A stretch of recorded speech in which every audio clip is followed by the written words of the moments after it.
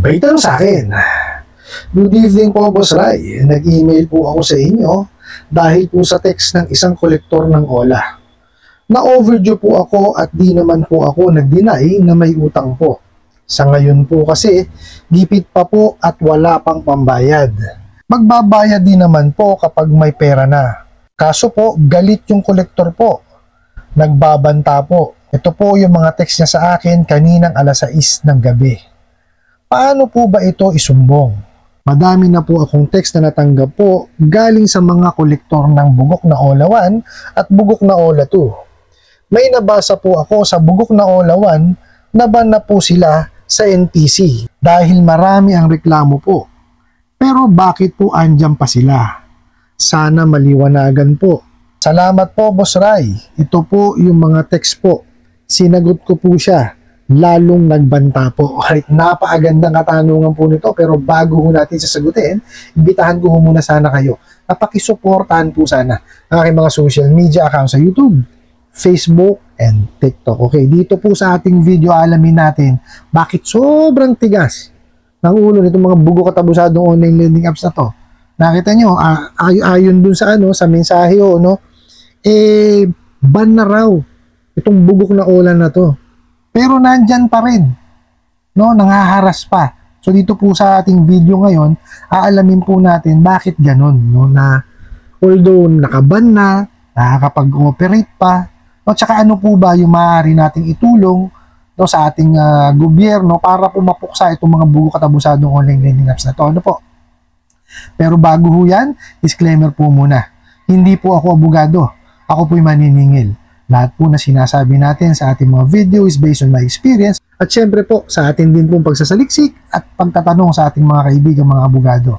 At isa pa po, hindi ko po kinukonsinte ang hindi pagbabayad ng utang dahil ang utang ay responsibilidad na dapat po natin bayaran. Ang hindi po ako pabor ay doon sa maling pamamaraan ng pautang at maling pamamaraan ng paniningil. O yan, sagutin po natin yung pinadala nyo pong mensahe kasi nagtataka kayo kung bakit ban na siya sa NPC, sa National Privacy Commission, nakakapag-operate pa rin. So dito po natin aalamin yan. So sabi nyo nga po, meron pong kolektor na galit sa inyo at lagi kayong minimensahe. Actually, hindi ko na pinili pa na i-post dito or ipakita yung message po nung kolektor ng Bugo Katabusadong online lending apps kasi po baka wala rin kayo mabasa at baka mabingi lang kayo kabibip kasi puro humura. Nako, grabe talaga, So eto yan kasi sila, nakita nyo galit na galit daw yung kolektor. Masyado nilang pinepersonal, diba? Trabaho yan, wag ganun. Diba? Yan kasi ang mahirap kung yung setup po ng kumpanya is wala sa ayos. Kumbaga walang policies and procedure. Shotgun approach ang ginagawa. Kung ano sabihin ng management, kung ano sabihin ng boss nila, yun lang ang gagawin. Walang proper training. Yan ang mahirap. Kaya nga ako lagi kong sinasabi sa aking mga video, napaka-importante po ng merong policies and procedure. Kasi sa policies and procedure po, nandun po nakasaad lahat Diba? Meron silang pagbabasihan. Hindi yung kung ano yung sabihin, yun ang gagawin. Hindi po pwedeng gano'n.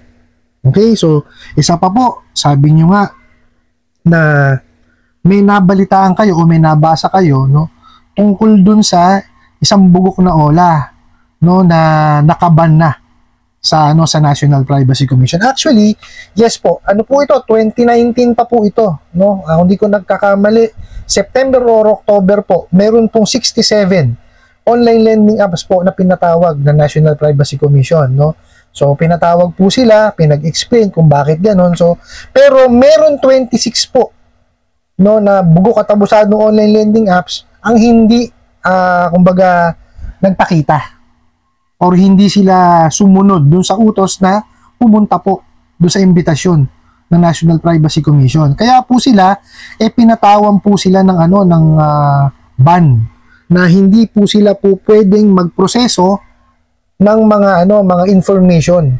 So ibig sabihin, hindi talaga sila po pwedeng magpautang. Kaya lang po, ulitin ko, matigas ang ulo nitong mga bugo katabusadong online lending apps na to. Napakarami po niyan. Nabigyan na ng cease and desist, nag-ooperate pa rin. Nabigyan na ng revocation, nag-ooperate pa rin. Ito po, nabigyan na ng ban para magproseso ng information ng kanilang mga kliyente, pero nag-ooperate pa rin. Bakit? Kasi po, ang unang-una na problema po ng ating mga mga asangay ng gobyerno na nagpapatupad po diyan sa mga nagpapautang na yan, hindi ho sila nagbigay ng tamang address. Hindi mo matagpuan eh. Totoo po yan. Paano nyo po papapasara yan? Di po ba? Paano nyo kung hindi mo matagpuan? O sige, let's say, na-raid. Pero magtataka ka, diba? Hindi pa, kumbaga, habang ginagawa yung raid, may naniningil pa rin iba. Di po ba? Tapos, ito nga, yung lately po, yung recently na na-raid, ang address po niyan nakarehistro sa SEC is Taguig. Tingnan nyo, saan ho sila na-raid? Sa Pasig. Di po ba? O wala naman kumbaga, hindi ho nakastate dun sa lisensya na or sa permit nila na meron silang branch. Di po ba? Kasi dapat alam din ng SEC yun eh. O di ba? Kasi bukod ho ang permit din nun. Nakita nyo mga kawalang yan, yun po ang dahilan kung bakit po nandyan pa rin yung mga yan. Kasi maituturing na fly-by-night ang mga bugok na yan eh. Totoo po. Kasi ito po, dyan po sa aking pong description box, dyan po nakalista yung mga lending companies saka financing companies. Makikita nyo po dyan, pati po yung kanilang mga lisensya. At nandyan din po yung recorded online lending platform. Okay. Gawin nyo po ganito. Basahin nyo po lahat ng mga recorded online lending platform. Pag wala po doon yung pangalan ng OLA na balak nyong hiraman, illegal po yan. Okay? Kasi, yung recorded online lending platform po, ang purpose nun is, ito po yung listahan na po pwede lamang pong process ng loan through online. Kasama po dyan ng advertisement at yung pagpapautang at saka paniningil. Pag hindi ho nakalagay dyan, hindi ho yan OLA. Okay? Illegal po. OLA siya, kaya lang illegal. Okay po? Sana po maitanim natin sa isip natin kasi po, yung listahan po ng recorded online lending platform, hindi na po madadagdagan yan sa ngayon. Okay po? Nakahinto po yan. Napakarami na nga po ang nawala dyan. Dahil may inisyo ng cease and desist, mayroon inisyo ng revocation. Okay po? Sana lamang po, gawin po muna natin yung due diligence natin bago tayo manghiram. Okay? Kasi po, ulitin ko, hindi ho kasi mapuproseso ng mga bugo katabusan ng online lending apps, yung inyong application kung hindi ho kayo nag-apply o hindi nyo i-download or kung whatsoever. Kasi ito, tandaan nyo once na nagbigay kayo ng permission dyan sa mga bugok na yan, na-download nyo, binigyan nyo ng permission, naku po, dyan na po nagsisimula yung dilubyo ng buhay ninyo. Bakit? Kasi po, may mga bugok katabusan ng online lending apps na talaga namang illegal ang gawain. Paano ko sinabi illegal na illegal? Nagtatype pa lang po kayo or nag-fill out pa lang kayo dun sa kanilang apps. Pagka nailagay nyo na yung cellphone number ninyo at nalaman nila na ito ay connected sa e-wallet, padadalang kayo kagad ng pera niyan. Walang kaabog-abog yan. Totoo po yan. Ganyang kawawalang yayang mga yan. Okay, so, kagaya po nung tanong po ninyo, di po ba? Paano ba sila maisusumbong? Okay. Nandyan po ang SEC. Diyan po sa aking description box, meron diyang link, yung iMessage. Click nyo po siya, mag-sign in kayo, tsaka kayo mag-complain. Lahat po nung pinadala nyong screenshot ng mga messages, yun po yung nyo doon, ilagay nyo doon, i-attach nyo, tapos ipadala nyo po sa SEC. Okay? Pansamantala, online muna. Lalo kung meron kayong busy kayo, naghahanap buhay kayo, so i-online nyo po muna. Ngayon, sa National Privacy Commission po, pwede rin po kayong magpadala niya. Kasi, tama ho, ban na po ito magproseso ng information ninyo. Pero ginagawa po rin nila. So, talagang ipadala nyo na ipadala para patong-patong po. Sa PAOK, pwede rin po kayong magsumbong. Mag-file din po kayo ng complaint sa PNP, saka sa NBI. Napaka-agresibo po, no? ng mga sangay ng gobyerno po nung aking nabanggit. Kasama po pala ang DOJ, no? Sa talagang paghahunting dito sa mga bugo katabusadong online lending apps na to. At syempre po, ito po ay sa tulong po nila Madam Kikay. Shoutout po Madam Kikay, no? Talaga ako hanga ako dun sa inyong pinaglalaban. Okay? Hindi ho lahat ng tao kaya yung ginagawa ninyo. Na talagang nakatuto kayo. Biruin nyo. Laban ho ng ibang tao, ginagawa nyo laban sa sarili ninyo, di ba? So, itong ginagawa po nila Madam Kikay, kakaiba po yan. Okay, kaya po ako, tandaan nyo po, no, na kung meron kayong hinaing dito sa mga bugo katabusado online lending apps na to, kayo po mismo mag-file din, gumawa rin kayo ng action. Huwag nyo pong iasa sa ibang tao. Okay, kagaya po sa napapanood ko sa video kay Kajani, di ba? Kasi si Kajani sumasama ko sa pag-file yan, no? Minsan daw ho, may magko-contact sa kanya na tulungan na mag-file.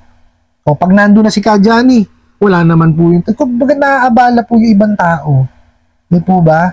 Kung talaga gusto natin mapanagot itong mga bugok na to, natin sa sarili natin na kailangan tayo gagawa ng aksyon. Hindi natin po pwedeng iasa sa iba. Yes, swerte tayo. Nandiyan sila Kajani, sila Madam Kikay, di ba? Ginagawa nila ng aksyon yan. Di po ba? Pero hindi naman po pwede sila lang. Di po ba? Kasi sila biktima din So tayo as biktima, gumawa rin po tayo ng sarili nating aksyon. So, ulitin ko po.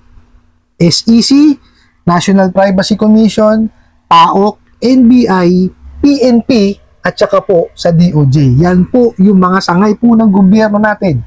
No? Na talaga namang aktibo ngayon para mapuksa yung mga bugo katabusadong online lending apps na yan. Pagtuunan nyo po ng pansin, gawan nyo po ng panahon na makapag-complain sa kanila. Okay po? Kasi hindi matatapos yan kung talagang hindi natin na-actionan. Although, ito sasabihin ko sa inyo, hindi yan talaga 100% na mapupuksa. Para sugaling lang yan Diba nga, problema na naman natin yung online sugal.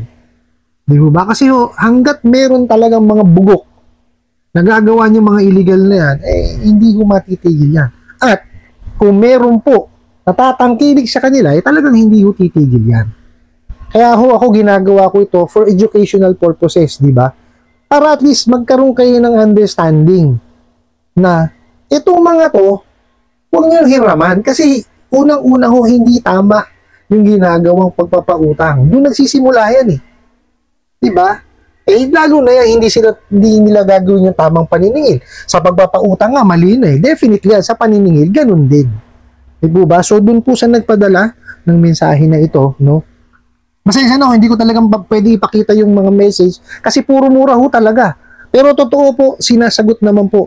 Kagandahan po sa sagot po nung nagpadala ng mensahe, polite siya. Kumbaga ayos, hindi niya binabarag or whatever. Kumbaga, dinaan niya sa diplomasya. At sinasabi niya nga na, kung yan yung pananaw nyo, nasa sa inyo yan, pero siguradong wala kayong alam sa batas. Meron siyang sinabing ganun Di po ba? Which is, ako natuwa kasi, kahit papano, may understanding po yung ating manonood o yung nagpadala ng katanungan na to sa batas kahit papano. So, ang sa akin lang pagtuunan nyo ng pansin kung ano po yung kontrolado po ninyo. No, tapos, unti-unti mag-ipon kayo, tsaka nyo po sila bayaran. Ano po? I hope nasagot ko po itong katanungan na to at sana po'y makatulong. Maraming salamat po sa inyong walang sawang pagsuporta at panonood sa aking mga video. Maraming salamat po sa inyong pag-like, pag-share, pag-comment at pagtatanong. And kunin ko na rin po itong opportunity na to na imbitahan po sana kayo na pakisuportahan po sana ang aking mga social media account sa YouTube, Facebook, and TikTok. Hanggang sa muli po. Yun lang.